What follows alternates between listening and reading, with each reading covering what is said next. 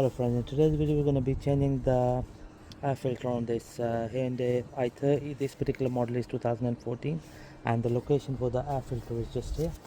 So just going to undo this clip here, and then just going to lift the housing to the side. Here is the old filter. Looks really dirty. Here comes the new filter. We are using optimal make.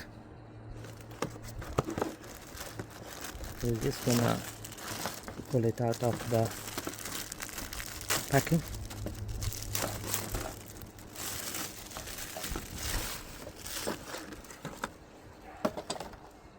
So just gonna place it in here in the housing in this manner, and then the lid goes in this manner.